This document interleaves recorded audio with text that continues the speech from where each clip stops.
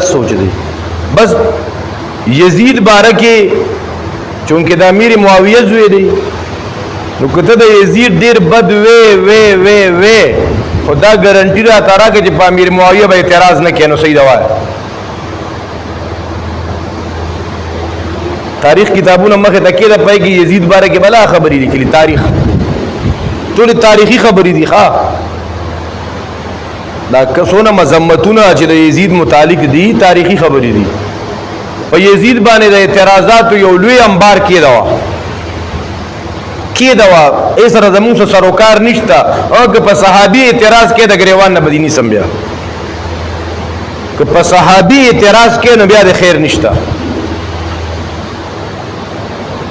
په صحابي کا اعتراض کې په صحابي ما او تا ته د اعتراض حق نشتا او که په یزید اعتراضات زه د یزید وکالت نکوم زه د یزید صفائی نه پیش کوم خدا امیر معاویه وکالت بکوم خبره مو سمجھته نه راځي د صحابي وکالت بکو پر ایمانی سره نو چې بیا دا یزید دا دون زناکار دی او دیزه کې دا کار کړی او دا دون شرابیو دیخ نامزد کړي چاو د مشرع لپاره امیر معاویه کړو او دغه وخت کې ډیر شي صحابه کرامو نو سره خلک صحابه کرامو نه تاسو جوړ کو تا خو دې زمونږ استاد غون خلک جوړ کو چې نن دې کې به بيدینی کیږي هر څه بکیږي مونږ په ځان شپېلې کو نو صحابه کرام پر غوندو بيدینو ځان شپېلې کو اته ټیم پاسي کولا چې تګپو نو یزید پسې بد وایا خو صحابي دې بیا اعتراض نه ونه په دې وجه باندې چې کوم محققین علما دي مخکې دا خبره مونږ بار بار ذکر کړې وا د یزید متعلق قول د توقف دا غوړه دی بس مونږ په قسم نه وایو مونږ د آیه متعلق په قبر کې تپوس نه کی خدا چې کوم خبره مشهوري شوی دي محترمو دا هیڅ حقیقت نشتا دا کوفه والا حسین رضی الله عنه تا خطوط لګلی و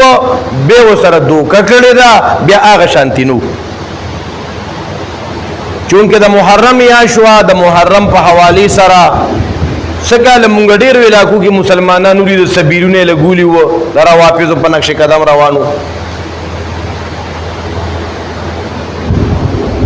دوی محترم دا سبیلونه لګول په محرم کې دا صحیح خبره نه و بلکې علماو فتاوی خدام لیکلي دي چې په محرم کې به تور جامع نه چي ځکه دا روافض په محرم کې یو سوګ مناوي سوس وکاله بعدم سوګ مناوي او دا هغه روافض دي ګوره چې کم رافضي ایرانی سیدنا عمر فاروق رضی الله عنه شهید کړو کنه په خنجر باندې والو هغه خودکشي کړو ځان په خنجر والو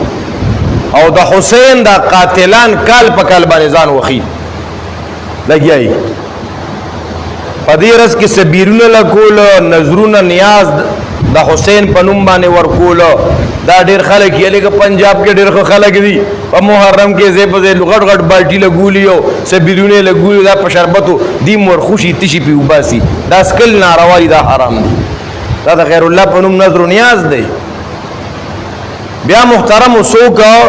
یوم حسین مناوي زمون سنیانم په کیسه کال اعلان کړو کراچي کې بعض علما او صحیح کې دوه خلک دي غلط و کې دوه نه دي چې دا خلک بل سم محرم یوم حسین مناوي مونږ په یکم محرم یوم فاروق مناو دا کم دا عقل کار دی یار غلط کار دی د اسلام یو ورځ هغه د شهادتونو نه د اهم واقعاتو نه خالی نه ده مطلب ارز مناوینو دا رز مناول دا اسلامی ترتیب نه دی ښا بیا ګور د نبی رسول الله د پیدایش رز به مناوي د نبی رسول الله یوم ولادت هغه رز به تعلیمی سرکاری دارو چوټي زمون په دې خوشحالي ګو لکه زمون د مزاج داسي چې زمون د جمعې پر ورځ د سبقونو چوټي مون لکسور کیو خاطرن پکې سبقونه نشتا نو دغه رز چوټي شو نو بیا په 12 ربیع الاول باندې